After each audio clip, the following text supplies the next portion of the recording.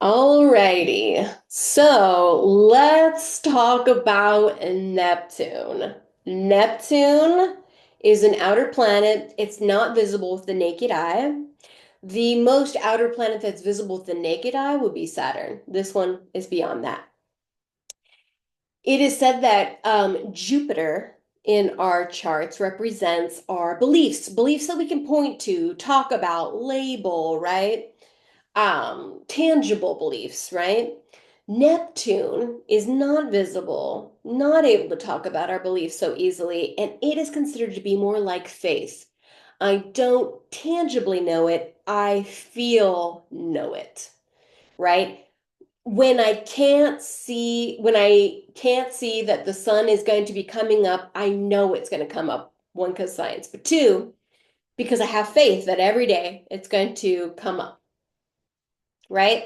You things that you've witnessed or felt are things that you know in a way, right? But they're not things that you know that you can point to tangibly, really, or describe tangibly. It is just something that you are aware of, right? So Neptune also represents word transcendence comes to mind.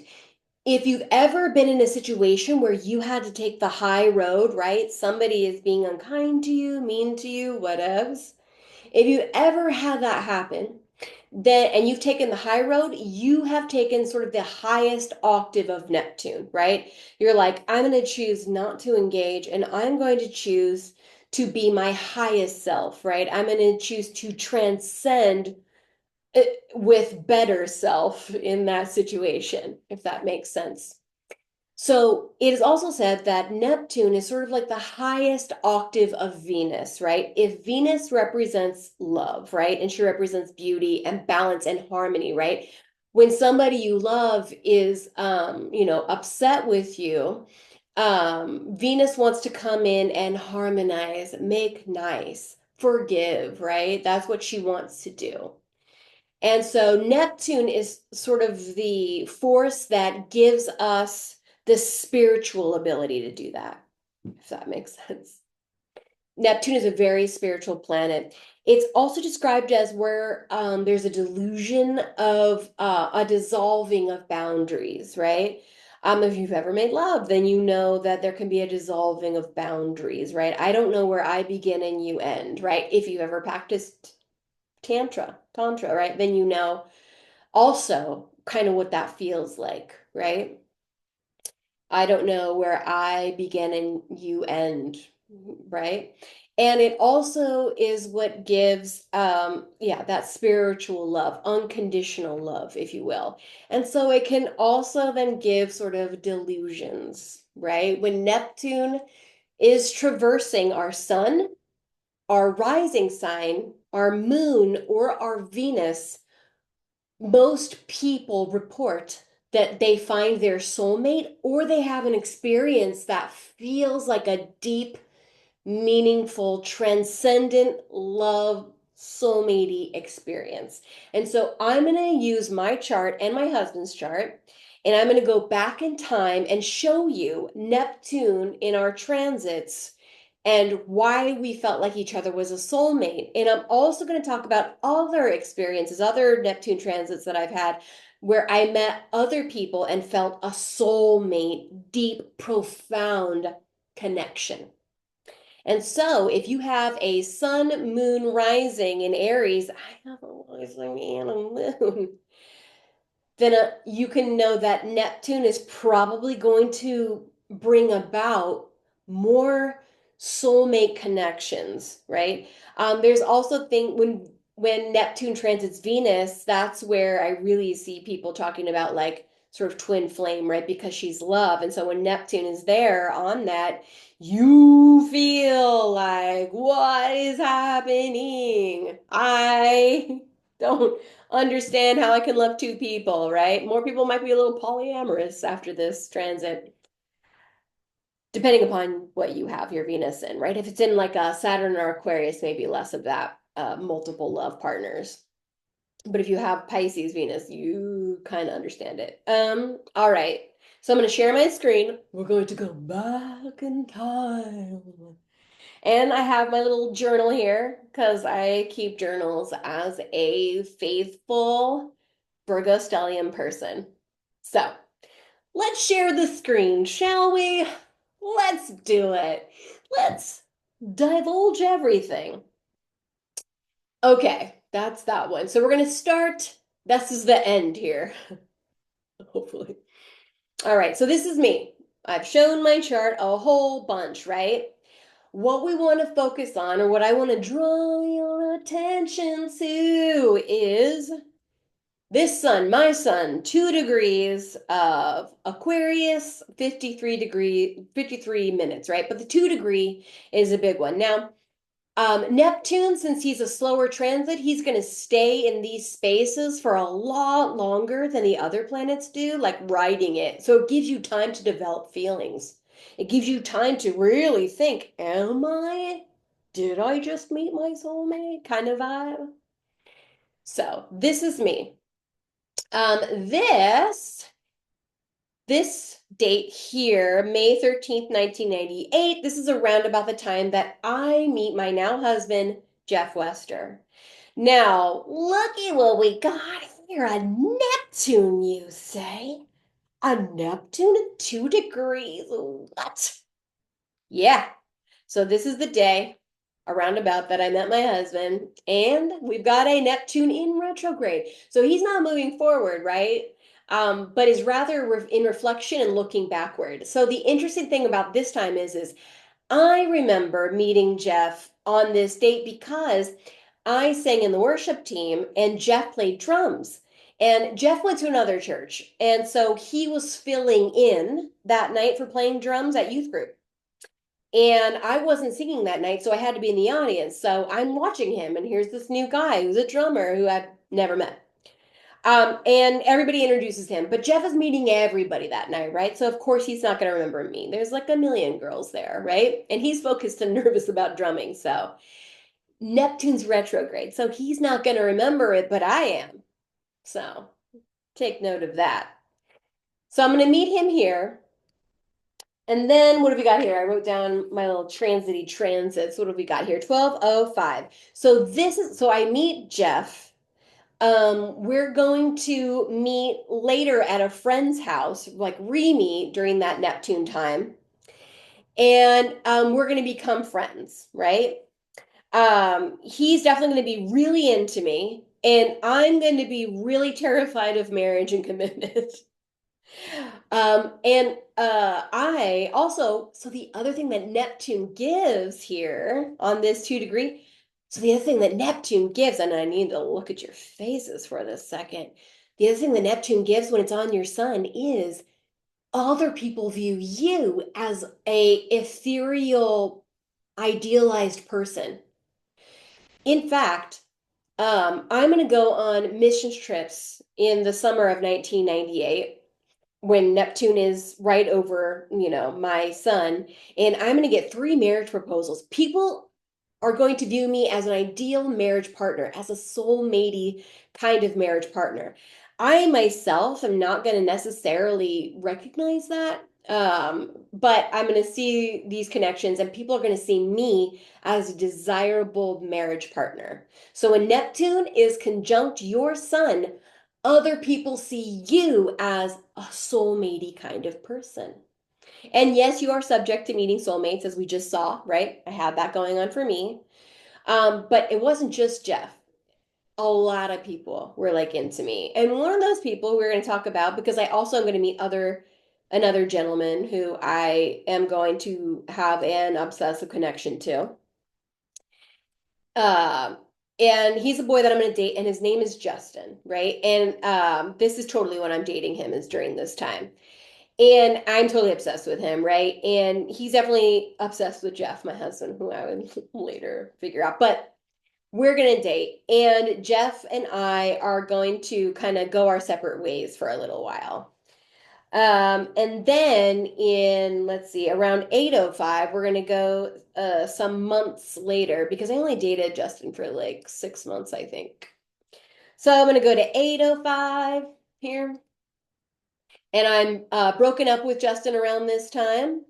And we can see that Neptune has retrograded. So, what? I like this guy. Oh, wait, right? I'm going to go retrograde. I'm going to renege on this. I'm going to start to see the delusion behind my infatuation with this person. Neptune can give infatuation.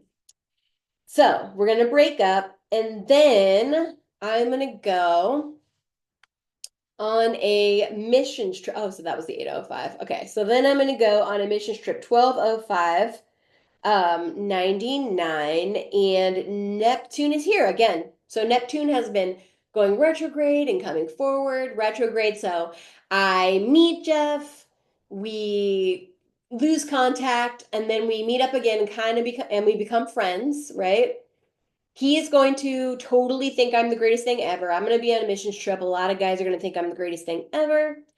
I'm going to meet a guy, Justin. I'm going to think he's totally great. And then Neptune goes retrograde, and I'm like, let's rethink this.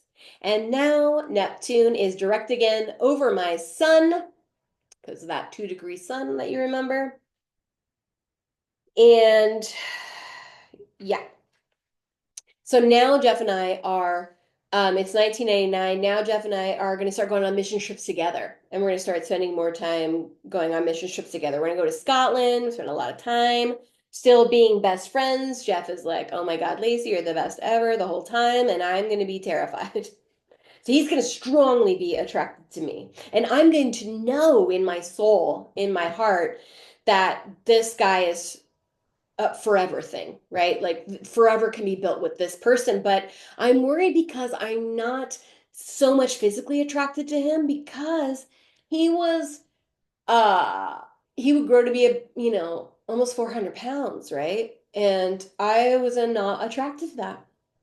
So I'm going to be attracted to his soul and his intellect, but not so much his looks. Although I don't hate them. I think he's cute. You know what I mean? Because I'm a sapiosexual person, I now know. So I'm very much, that's what turns me on.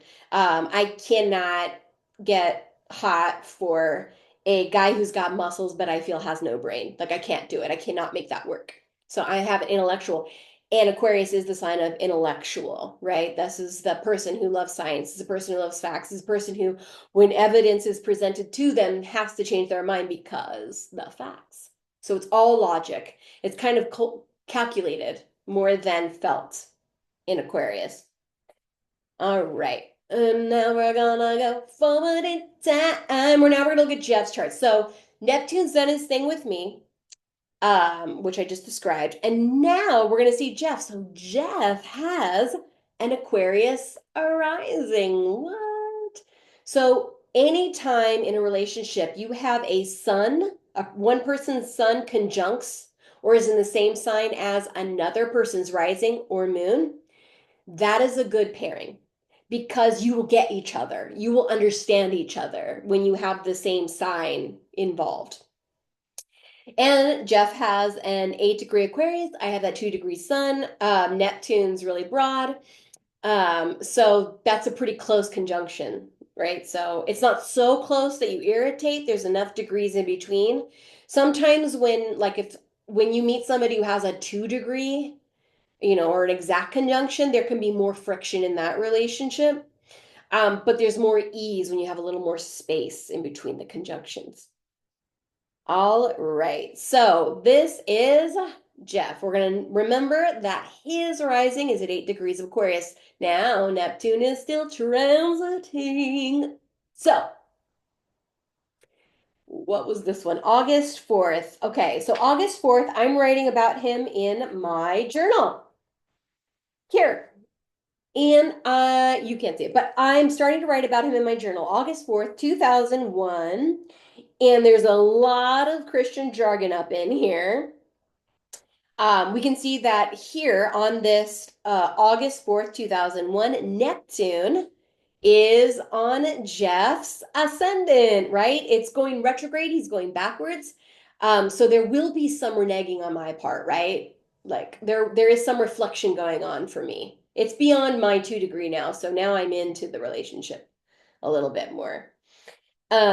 I and Jeff have never dated. At this time, we've never dated. We're just best friends. but I'm starting to really consider marrying this guy. And so I write about it. And I write about, okay, let me put on my little glasses. Cute. Okay, because I wrote so tiny. Okay, and I say, I am going to begin praying. This is what it looks like, isn't it pretty? You can kind of see it. I say, okay, I'm going to begin praying for Jeff in this husband prayer journal. This was a dedicated to my husband only prayer journal. Um, and only because it seems that every time I pray concerning my future husband, it is always with Jeff in mind. And so, because of that, I'm going to start praying for him as my husband. We are not engaged. I am simply writing in my private, a journal that he gave me, by the way. And I use it as a future husband prayer journal where I'm constantly praying for my future husband. And so, on this date, so close to, I'm reflecting, right? On and this Neptune will have been over here at 8 degrees, and now it's going back, and now I'm in reflection mode about this person's soul and body and the character he plays in this world, his rising. I'm starting to consider this person as a soulmate, as somebody who I could build forever with. All right, and then we're going to go forward in time some more to where we get engaged. So Neptune's going backwards, I'm reflecting, right? And then it's going to go forward here. Neptune's going to go forward. Now we're at 6 degrees. Okay, so 11/22/2001. I'm writing in my future husband prayer journal, and I'm writing for that Jeff will have boldness when he talks to my parents. I don't say specifically that about engagement because in my journals I didn't say what was happening. I would pray about my thoughts and my inner world, less about the things that were going on and more about my feelings about them. So I'm praying for Jeff to have boldness to talk to my family, and I know that we got engaged around Thanksgiving. So this is around Thanksgiving. And so we look here, and Neptune is direct, and he's going to be going over Jeff's rising sign again, right? And then we're going to get engaged. And then I'm going to show you something else here. We're going to get engaged, and I'm going to make it for 1.5 years because I'm hoping that right now I logically feel that this is a marriage that could last forever, right? I'm saying yes, that I want to marry him because I know that we can work anything out. We have the same beliefs. He's really smart. I can tell him everything. He's not easily offended. He's amazing, right? So I'm going to start seeing this, but Neptune isn't done there. Neptune, as we go forward in time, is still gonna go retrograde. So even while we are engaged, I'm gonna get nervous. And I'm gonna be like, I don't know if we should be engaged, dude. Like I'm gonna struggle with that. But every time I struggle with it, he's always there to help me. Yeah. So fought May 22, 2002, right? I'm gonna maybe start to feel a little bit nervous, a little bit like, I don't know, right? Maybe we go like 2 months at a time. And then we get married.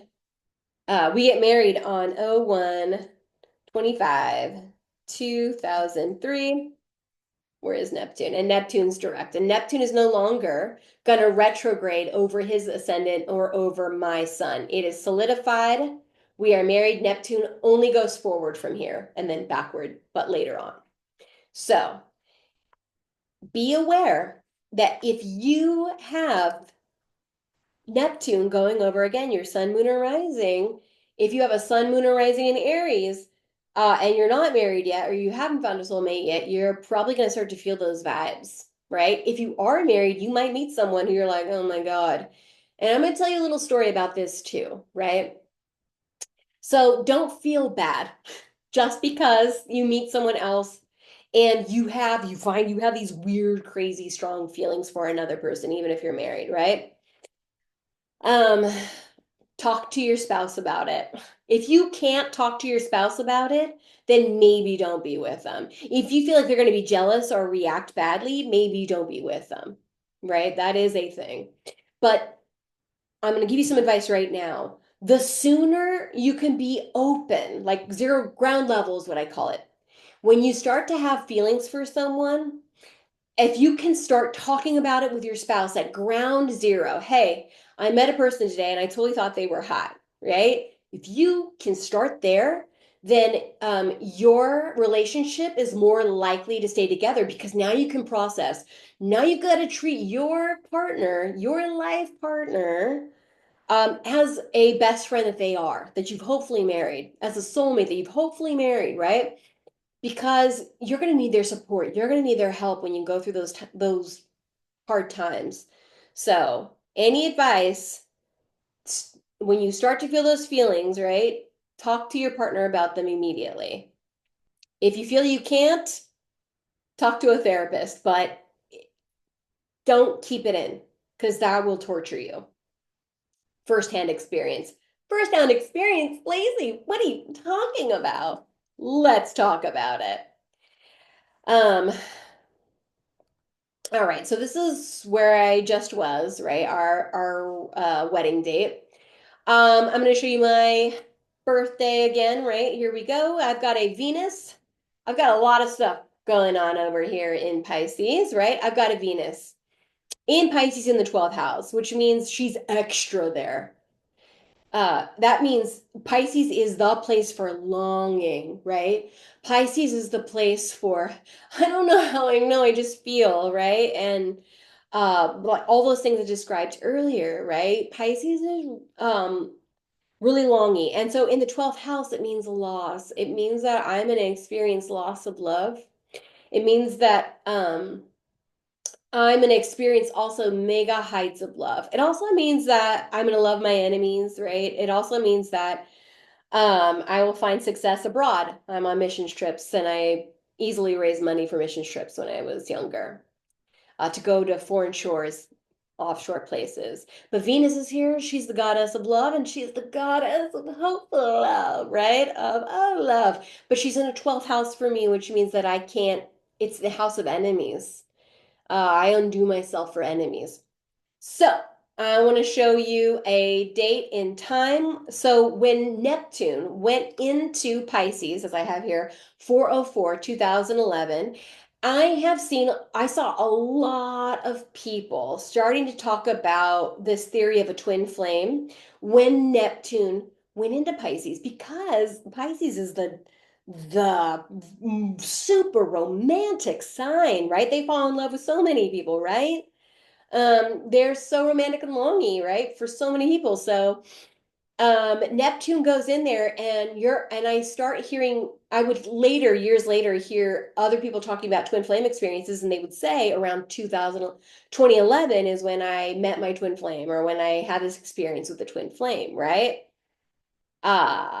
So Neptune is going to go right over my Venus, right? And she's going to drive me crazy. Our Neptune's going to drive me. Neptune, I'm going to meet a person actually this same month around 4/12/2011. And it is actually this meeting of this other person, this relationship, that is going to make me want to dig into what is happening. I met my soulmate, right? Like this shouldn't be possible, right?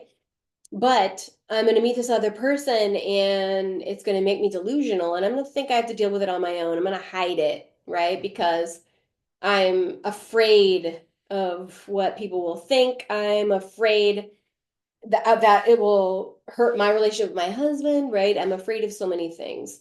Best thing I ever did was go home and immediately tell my husband. I met someone and I had the hots for them, right? I've talked about it many times on my channel.